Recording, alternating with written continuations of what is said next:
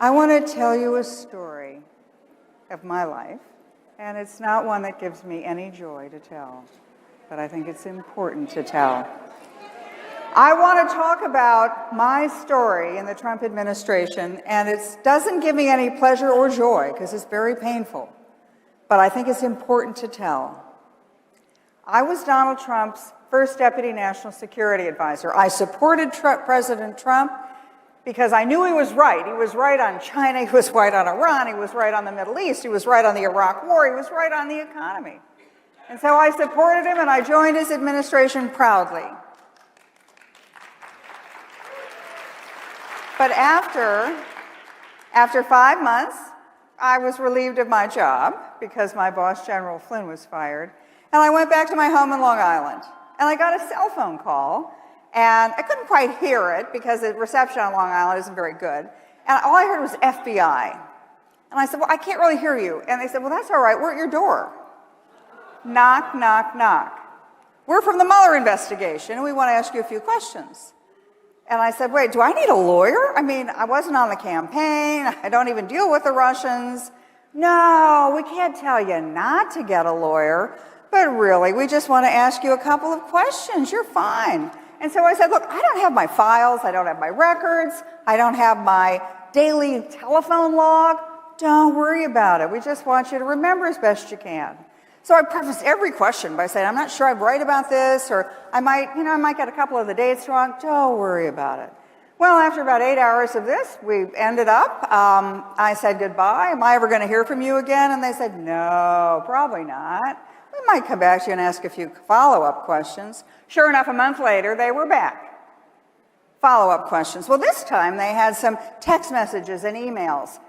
When I would ask, well, can I see the paragraph before that in the email? Well, no, that's not how this works. How about giving me a copy of what you've got? I don't have any access. I was a Girl Scout. I turned in all my files when I left government. That's not how this works. Well, after about, I'd say 30 hours of this and several meetings later, I finally did get a lawyer, the best lawyer in the country.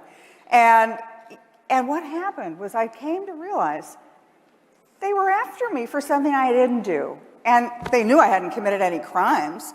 But what they tried to do is trick me. You know, like they had the answer code. Well, what about this phone call? What did you say on this phone call? And if I got it wrong, if I said, well, that was one I had Thursday morning instead of Wednesday night, oh, you're lying, that's perjury. This is what I call a perjury trap. And then they expect you to plead guilty to perjury. After I said I wouldn't plead guilty to perjury, well, then they tried to get me to implicate somebody else, President Trump. They wanted me to not only plead guilty to crimes I didn't commit, but accuse President Trump of crimes he did not commit. Now, they were never foolish enough to put this in writing or say this, but that was the implication.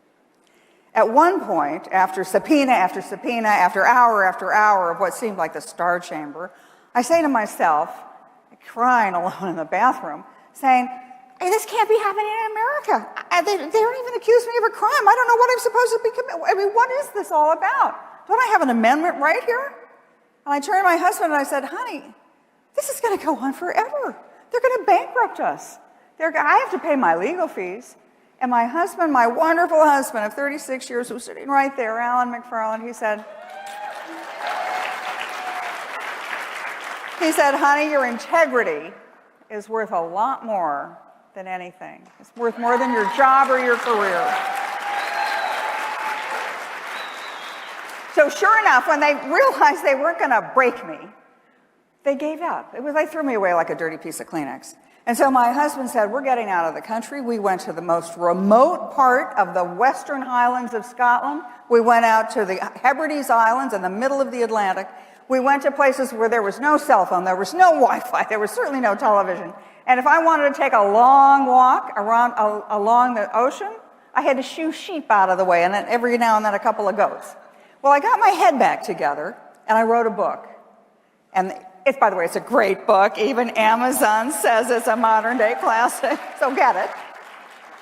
But what I did was reflect on America. What was happening to me? I mean, I was collateral damage. They didn't care about me. They cared about President Trump and stopping President Trump. And what I realized was that we were in the middle of a revolution, a people's revolution, So I went back and read all about American history. We were supposed to have revolution. Our founding fathers understood the nature of government is always to get bigger. It is always to grab more of your rights.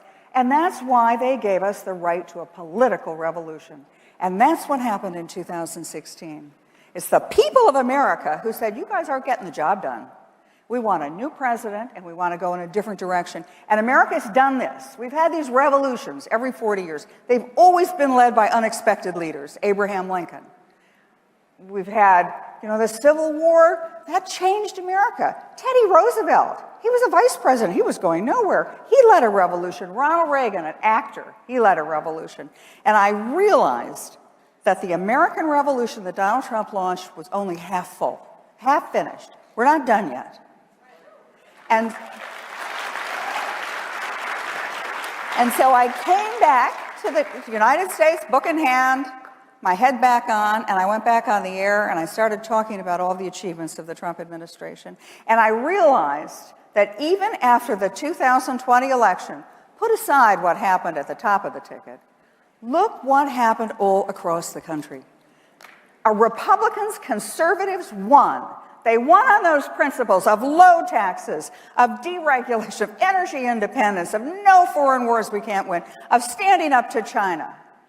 What it showed me, the American people aren't nuts. The American people don't want to defund the police. The American people don't want to tear down the statues of George Washington. The American people believe in our culture. They believe in our history. But our job is not done.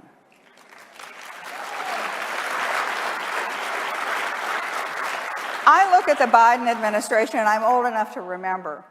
Jimmy Carter, anybody remember Jimmy Carter? Okay, well, Joe Biden, he's Jimmy Carter 2.0. He is going to raise taxes. He's going to regulate everything. Energy prices are going to go through the roof. How do you like $6 a gallon of gas? Oh, that's going to look like a bargain by the time he's done. He's going to not stand up to China, and we're going to be just where we were at the end of the Carter administration, where he couldn't even rescue Americans who were held hostage in Iran. Anyway, I think that Donald Trump is not finished with this revolution.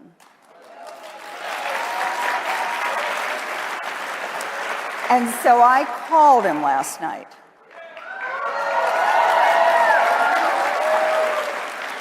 And I wasn't sure I was actually talking to him.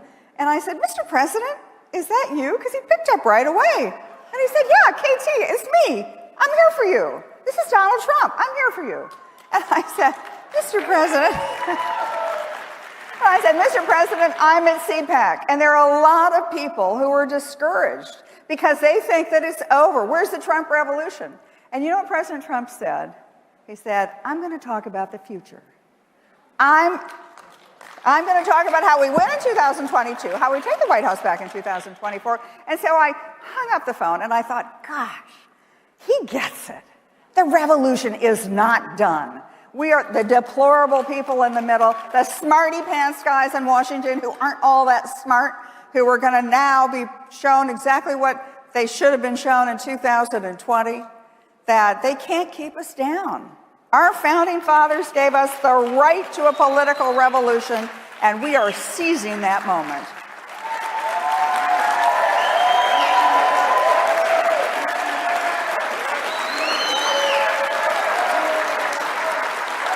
I just want to...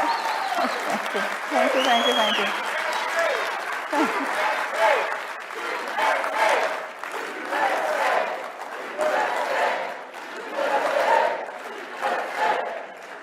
I want to finish with telling you an old ballad I came across. In the Western Highlands of Scotland and the Hebrides Islands, there's nothing to do but read.